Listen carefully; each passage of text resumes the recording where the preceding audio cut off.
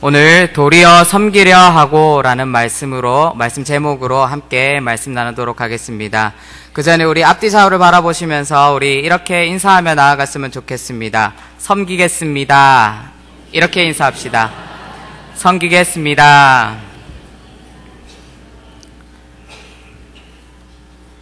네, 여러분 혹시 코스프레라는 말을 알고 계십니까?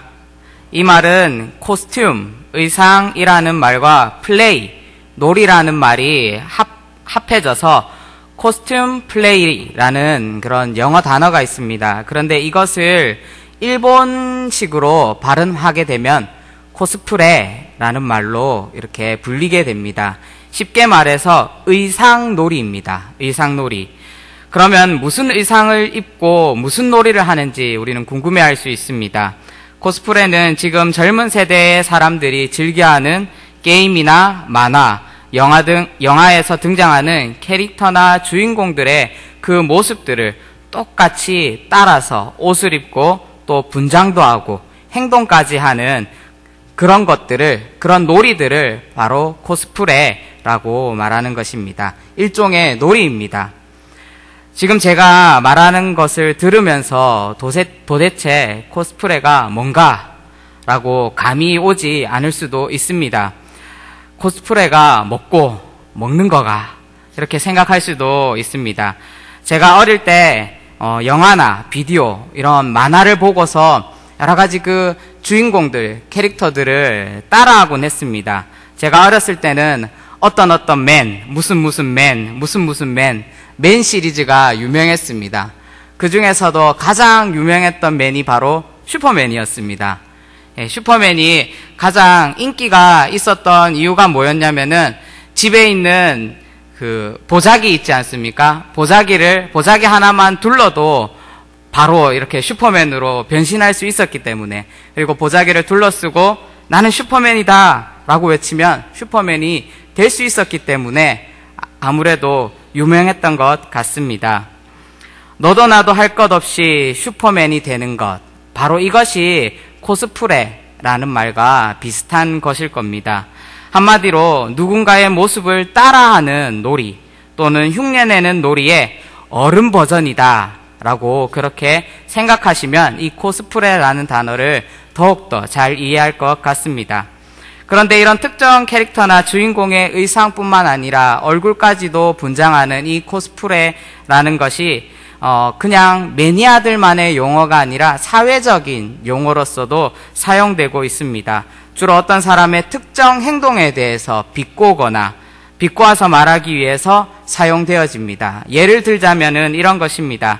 학생이 공부를 해야 되는 시기인데 공부를 하지 않고 학업이나 공부를 등한시하고 그리고 학교마저 가지 않는다라고 가정해 봅시다. 그러면은 이 학생은 학생입니까? 학생이 아닙니까? 네, 애매합니다. 어떻게 보면 학생인 것 같기도 하고 어떻게 보면 학생이 아닌 것 같기도 합니다. 바로 이것을 보고 학생 코스프레라고 말할 수 있습니다. 다시 말해서 학생이 학생의 본분을 잃어버리고 그 학생의 본분에 맞지 않는 그런 행동을 하고 있을 때 마치 그 학생을 흉내내는 그런 모습만을 가지고 있을 때 학생 코스프레다라고 말하는 것입니다. 무엇인가를 담기는 닮았습니다. 그런데 속에 있는 것이 담는 것이 아니라 속에 있는 것은 전혀 다른 것이고 그저 외형만 똑같은 것이 바로 코스프레라고 생각하시면 좋을 것 같습니다. 그런데 이런 코스프레라는 용어가 오늘 우리가 함께 읽은 제자들과 예수님의 대화 속에서도 접목할 수 있다라는 것입니다. 오늘 말씀 41절을 보면 이런 말씀이 나옵니다. 10제자가 듣고 야고보와 요한에 대하여 화를 내거늘 이라고 기록하고 있습니다.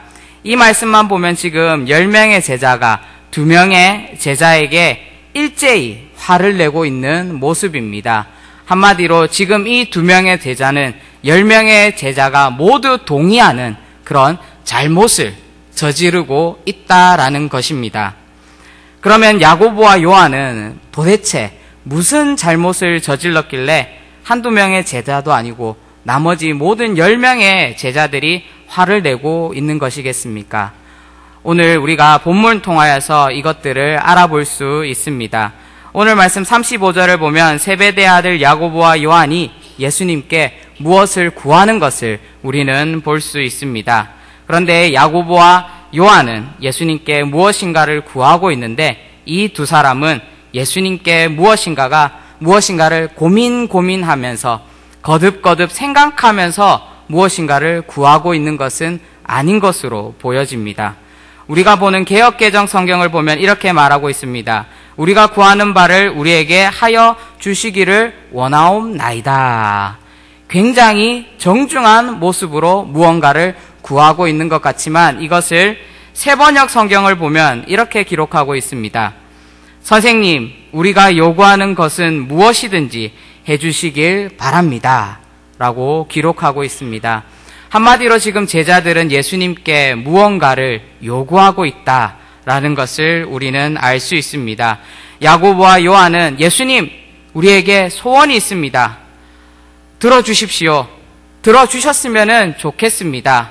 더 나아가서 꼭 들어주셔야 합니다. 라고 그렇게 말하고 있는 것과 같습니다. 어쨌든 지금 야고보와 요한은 예수님께 부탁을 하기보다는 지금 요구에 가까운 말을 하고 있다라는 것입니다. 요구는 무엇입니까? 무엇인가 자신들이 받을 것이 있는데 지금 그것을 받아야겠다라고 말하는 것이 바로 요구입니다. 지금 야고보와 요한이 말하고 있는 것은 마치 예수님에게 무엇인가 받을 것이 있다는 것이 있고 맡겨놓은 것이 있다라는 그 가정하에 지금 예수님께 무언가를 요구하고 있다라는 것입니다. 그러면 왜 부탁이 아니라 두 명의 제자들은 지금 예수님께 요구를 하고 있는 것이겠습니까? 이들의 요구 속에는 자신들이 모든 것을 버리고 예수님을 따랐다라는 것이 전제되어 있습니다. 예수님과 함께 몇 년을 먹고 자고 고생하고 어렵고 고단한 생활을 했다라는 것입니다. 때문에 이들의 요구는 마치 우리도 예수님께서 해라는 대로 했고 그리고 열심히 따라왔으니까 예수님께서도 우리한테 이 정도는 해주실 수 있겠지, 이 정도는 해주셔야 하는 것 아닌가라는 그 생각이 바로 야고보와 요한의 그 생각 속에 있었다라는 것입니다. 그런데 이와 같은 제자들의 요구의 내면 깊숙한 곳에는 바로 자리 잡고 있는 것이 있었습니다. 그것은 바로 세상의 욕망이었습니다. 지금 두 제자의 마음에는 하나님 나라의 작동 원리가 지금 작동하고 있는 것이 아니라 바로 그들의 내면을 다스리고 있는 것이 바로 세상의 원리, 세상의 작동 원리가 그들의 내면 속에 지금 작동하고 있는 것을 우리는 알게 됩니다. 세상의 원리는 무엇입니까? 세상의 논리는 무엇입니까? 쉽게 말하자면은 give and take입니다. give and take, 우리말로는 주고 받고입니다. 주는 것이 없으면 받는 것이 없고 반대로 받는 것이 없으면 주는 것이 없다라는 것입니다. 중요한 것은 바로 주는 것은 받는 것을 전제로 한다라는 것입니다. 서로 어찌되었던 간에 줄 건 주고 받을 거는 받으면 된다는 것입니다. 바로 이것을 전문적인 용어로 우리는 계약이라고 합니다. 세상은 무수한 계약들로 넘쳐납니다. 우리가 잘 알고 있는 부동산 계약, 근로계약, 그리고 우리가 휴대폰을 하나 장만하면서도 여러 가지 계약을 씁니다. 그리고 우리가 사용하고 있는 전기요금, 그리고 수도세, 여러 가지 계약들이 우리의 삶 속을 둘러싸고 있습니다. 그런데 우리는 이런 계약들보다 먼저 생각해야 될 계약이 있습니다. 바로 아브라함과 하나님께서 맺으셨던 창세기의 계약을 우리는 떠올려 볼 수 있습니다. 그런데 하나님과 아브라함이 맺었던 것은 우리는 계약이라고 말하지 않습니다. 우리는 창세기 15장에서 알 수 있듯이 이것을 언약이다라고 말하고 있습니다. 창세기 15장 6절에 이렇게 기록하고 있습니다. 아브라함이 여호와를 믿으니 여호와께서 이를 그의 의로 여기고 라고 말하고 있습니다. 세상 속의 계약 속에서는 전제되는 것이 있습니다. 바로 주는 사람이건 받는 사람이건, 고용을 받는 사람이건 고용을 하는 사람이건 서로가 최대한 손해보지 않는 것이 바로 계약입니다. 그러나 하나님과 아브라함의 계약은 계약 자체가 성립할 수 없었던 그런 계약이었습니다. 어떻게 창조주와 피조물이 계약을 맺을 수 있단 말입니까? 하나님께서는 연약하디 연약한 아브라함의 믿음을 보시고 아브라함의 믿음을 친히 의로 여겨 주셨기 때문에 계약, 즉 언약을 맺었던 것입니다. 실제 아브라함과 하나님의 계약은 하나님의 일방적인 계약이었습니다. 이것이 바로 아브라함을 향한 하나님의 사랑임과 동시에 섬김이며 동시에 우리를 향한 하나님의 사랑임과 동시에 섬김임을 믿으시길 바랍니다. 지금 야고보와 요한은 자신들과 예수님과의 관계를 세상의 계약 정도로밖에 보지 않는다라는 것입니다. 지금 두 제자는 겉으로는 제자라고 불리고 있지만 속마음으로는 실상 세상의 욕망에 사로잡힌 그 세상의 욕망으로 가득 차 있는 제자 코스프레를 하고 있다라는 것입니다. 겉모습만 제자였지 속은 예수님을 전혀 닮아가려고 하지 않는 그런 제자들의 모습이었다라는 것입니다. 그런데 더 중요한 사실은 제자 코스프레를 하고 있는 제자가 야고보와 요한뿐만이 아니었다라는 것입니다. 나머지 10명의 제자들 모두도 제자 코스프레, 즉 제자의 모습을 겉모습만 닮았지 속모습은 예수님의 모습을 닮아가려고 하지 않았다라는 것입니다. 예수님께서는 자신들이 예수님과 무슨 계약이라도 한 것처럼 요구하고 있는 이 두 제자에게 너희가 무엇을 하여 주기를 원하느냐 이렇게 물어보고 계십니다. 한마디로 너희들의 소원이 무엇이니? 라고 질문하고 있으셨습니다. 이 질문에 제자들은 자신들의 내면 깊숙한 곳에 있는 그런 욕망을 꺼내놓기 시작합니다. 우리 오늘 본문 37절을 함께 읽어보도록 하겠습니다. 시작. 여짜오되 주의 영광 중에서 우리를 하나는 주의 우편에 하나는 좌편에 앉게 하여 주시옵소서. 오늘 우리가 읽지는 않았지만 오늘 우리가 함께 읽은 본문 바로 위에는 바로 예수님께서 예루살렘에 가셔서 고난을 받고 십자가에 달려 죽은 후에 부활을 할 것이다 라는 그런 가르침을 제자들에게 하고 있는 것을 우리는 볼 수 있습니다. 그런데 이러한 가르침은 예수님께서 처음으로 제자들에게 가르쳐 주셨던 그런 가르침이 아니었습니다. 마가복음에 보면 총 이렇게 주님께서 십자가에 달리시고 부활할 것이다 라는 것을 예언하신 이 장면들이 세 군데 정도 나오는 것을 우리는 볼 수 있습니다. 한마디로 예수님께서는 이 말을 제자들의 마음에 깊숙이 새겨주셨고 또 귀에 들려주셨다라는 것입니다. 처음도 아닌데 제자들은 이 모든 것을 망각한 채 자신의 욕망과 자신이 원하는 것을 지금 예수님께 말하고 있는 것입니다.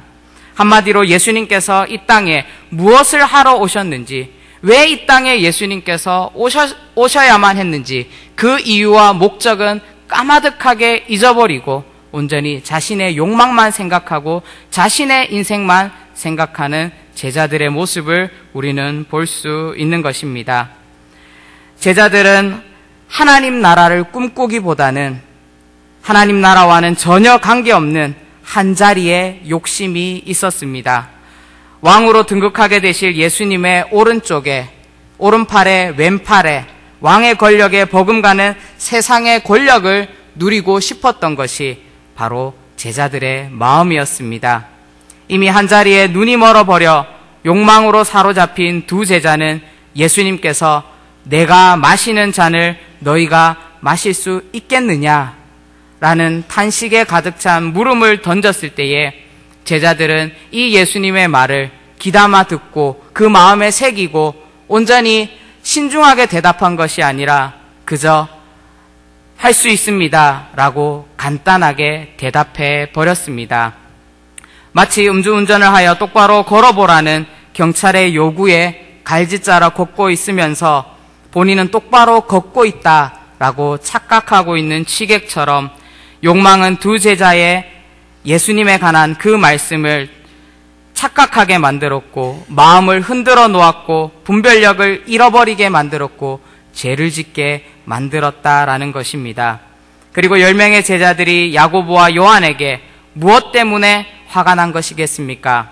예수님의 가르침에 대해서 이 가르침이 너희들이 생각하는 것이 틀렸다라고 말하는 것이 아니라 그들 또한 예수님의 그 자리가 예수님의 오른쪽과 그 예수님의 왼쪽이 탐을 냈기 때문에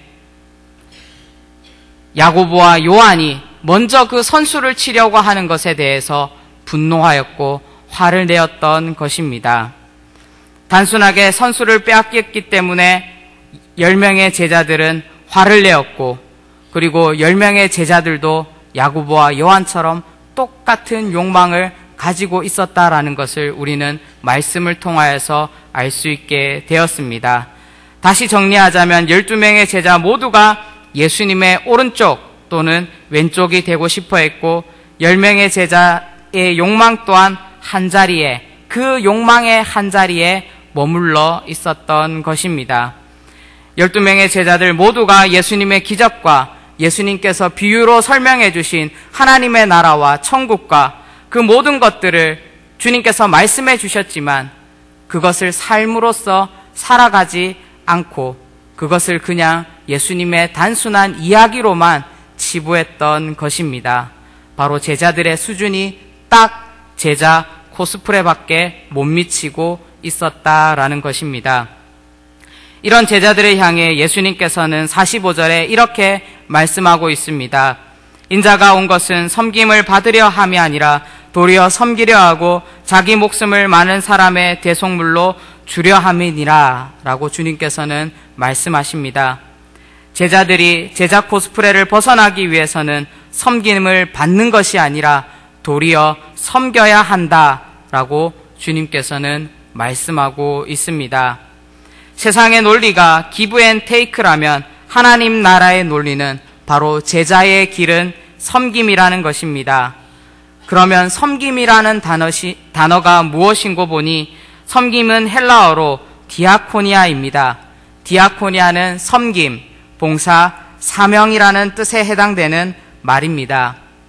디아코니아라는 말은 식탁을 준비하는 사람을 뜻하는 디아코너스에서 파생된 말입니다. 그런데 중요한 것은 식탁을 준비하는 사람이지만 식당에서 일을 하거나 주방장처럼 식탁을 차려줌으로써 어떤 대가나 보상을 요구하는 그런 것은 아니었습니다. 섬김이란 한마디로 엄마 밥상과도 같은 것입니다. 어머님들께서 남편을 위해 자녀들을 위해 밥상을 차리면 돈을 받습니까? 밥 먹을 때 여보 오늘은 제육볶음이니까 7,000원이에요 라고 그렇게 말하십니까? 그렇게 돈을 받지는 않습니다. 만약 돈을 받았다면 지금 여기에 있는 모든 우리 어머님들은 부자가 되었을 것입니다. 하지만 어머니들은 가족을 위해서 매일매일 밥상을 차리면서도 아무런 대가나 보상을 요구하지 않습니다. 이것이 바로 섬김과 계약과 요구와의 차이다라는 것입니다. 계약과 요구는 세상의 논리입니다. 주고 받고가 되는, 받고 주고가 되든지 이 모든 것이 서로가 서로에게 무엇인가를 요구하고 건네주어야 한다라는 것입니다. 하지만 섬김은 주고 또 주고 또 주고 또 주고 또 주는 것이 바로 섬김입니다. 그것은 바로 사랑이라 표현할 수 있습니다. 특별히 어버이 주일을 맞이하여 말씀드리는 것은 우리의 직분은 예수님께서 주신 그 직분, 좁게는 우리 교회에서 받은 장로, 집사, 권사이겠지만 넓게 보면은 우리 가족 가운데서 누군가의 어머니, 아버지, 누군가의 딸과 아들의 직분이 있다라는 것입니다. 바로 이 직분을 값없이 우리는 섬겨야 한다라는 것입니다. 중요한 것은 바로 값없이입니다. 세상은 돈으로 모든 것이 다 해결된다고 하지만 실제로 세상에서 돈으로 해결되는 것 중에 정말 중요한 가치를 가지고 있는 것은 별로 없다라는 것입니다. 하나님께서 우리를 향한 사랑이 값이 없었고 우리를 향한 부모님의 사랑이 값이 없었듯이 우리 또한 부모님을 섬기고 이웃들과 그 모든 사람들을 섬기는 것에 대해서 어떠한 요구나 계약이 있어서는 안 된다라는 것입니다. 제가 며칠 전에 영화를 보았습니다. 바로 서서평 선교사님에 관한 영화였습니다. 100년 전에 조선 땅에 찾아와서 자신의 모든 것을 내어 던지면서 헌신한 파란 눈의 한 여인이 있었습니다. 가난하고 억압받던 조선 땅에 작은 예수라 불리면서 고아와 많은 나병 환자들을 섬기면서 조선인이 되기 위하여서 조선인의 코스프레가 아니라 조선인이 되기 위하여서 살아간 선교사님이 바로 서서평 선교사님이셨습니다. 32세의 젊은 나이로 간호사이자 선교사라는 직분을 가지고 조선 땅을 내디딘 후에 일평생 고아와 그리고 거린들을 위하여서 그리고 여성들을 위하여서 살아가셨던 분이 바로 서서평 선교사님이셨습니다. 자신의 건강보다는 굶주리고 있는 조선인들을 걱정했으며 복음을 마음껏 전할 수 없음에 안타까워했던 분이 바로 서서평 선교사님이셨습니다. 선교사님은 미국 장로교가 선정한 가장 위대한 여선교사 7인 중에 유일하게 한국으로 파견된 선교사로 알려져 있습니다. 선교사님을 통하여서 지금 한일 장신대가 세워졌고 그리고 대한간호협회의 전신인 조선간호부회 그리고 여전도 연합회 등을 창설하여서 대한민국의 여성과 간호의 후학들을 양성하는 데 힘을 쓰셨습니다.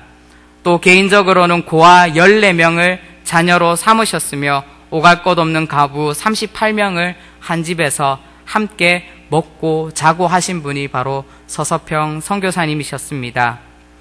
그의 삶은 참으로 한 알의 밀알이 떨어져서 죽으면 얼마나 많은 열매를 맺는가라는 것을 그의 삶으로서 입증하신 분이 바로 선교사님이셨습니다. 특히 선교사님은 12살 때에 부모님과의 헤어짐을 통하여서 부모님께서 미국으로 이민 가셨기 때문에 헤어짐을 통하여서 외로움을 겪었고 그 외로움 속에서 하나님 나에게 왜 외로움을 주십니까? 라는 그런 물음들을 자주 던지시곤 하셨습니다. 그리고 또 선교사가 되고 난 후에 안식년을 지내기 위해서 미국으로 돌아가 부모님을 만나보았지만 부모님은 왜 이렇게 더러운 복장으로 선교사님이 한복을 입고 부채를 들고 가셨기 때문에 왜 이렇게 더러운 복장으로 이렇게 내 앞에 나타났느냐 당장 그 조선이라는 나라로 돌아가라 라고 박대받으셨던 분이 바로 선교사님이셨습니다. 그 마음에 상처가 있었지만 그 마음 가운데 아픔이 있었지만 오히려 그 상처와 아픔을 더욱더 조선 사람을 사랑하는 것에 쏟아부으셨던 것이 바로 선교사님의 인생이었습니다. 선교사님은 54살의 젊은 나이에 영양실조로 삶을 마감하게 됩니다. 그리고 자신의 몸을 의학용 연구용 시신으로 기증하였습니다. 조선에 와서 자신의 모든 것을 주고 떠나셨던 분이 바로 선교사님의 인생이었습니다. 그리고 선교사님께서 마지막으로 남기셨던 것은 방에 남은 낡은 옷가지 몇 개와 반쪽이 된 담요, 그리고 동전 7전, 그리고 강냉이 2홉을 남기시고 떠나셨다라는 것입니다. 당시 서서평 선교사님이 죽자 1000여 명이 장례 행렬을 따르면서 어머니 어머니 하고 외쳐 불렀다라는 것입니다. 그렇게 알려져 있습니다. 그 이후 그의 장례는 광주 시민사회장으로 치루어졌고 그 시민사회장을 참여하기 위해서 1000여 명의 사람들이 운집했다라는 그런 기록들도 있습니다. 바로 이것이 진정한 예수님께서 보여주셨던 섬김의 모범입니다. 섬김은 희생을 가장한 희생 코스프레가 아닙니다. 사랑을 가장한 사랑 코스프레도 아닙니다. 무엇인가가 같이 척하는 것이 아니라 온전히 예수 그리스도의 모습을 따라가는 삶, 온전히 서서평 선교사님과 같이 예수님의 모습을 닮아가려고 하는 그 삶이 진정한 섬김이라는 것입니다. 노아의 방주와 모세의 갈대상자의 공통점이 있습니다. 바로 무동력이라는 것입니다. 그러나 무동력인 방주와 갈대상자는 아라랏산을 찾아갔고 이집트 공주의 손에 넘겨지게 되었습니다. 보이지 않는 하나님의 손이 방주와 갈대상자의 동력이 되어주셨기 때문입니다.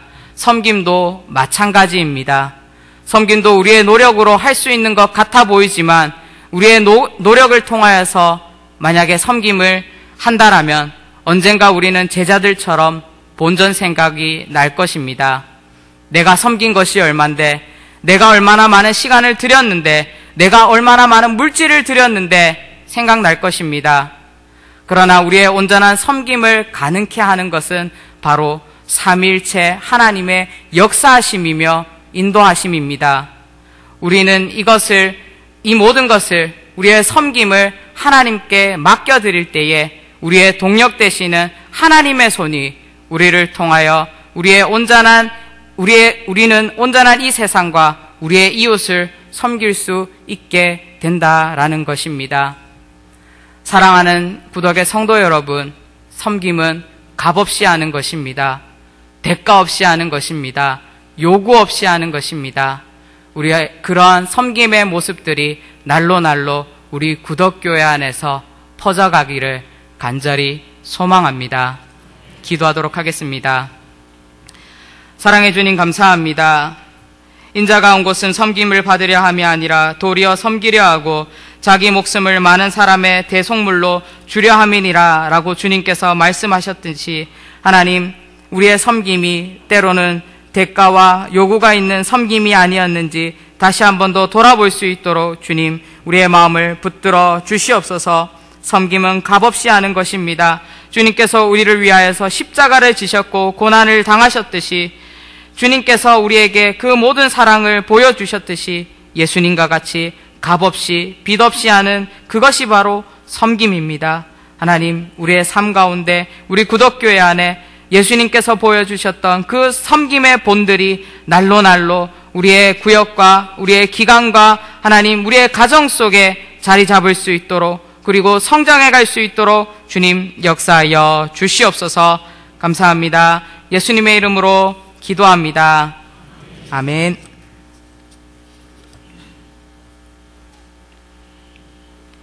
네, 성도의 교제 나누도록 하겠습니다. 광고 말씀 드리겠습니다. 오늘 어버이 주일이었는데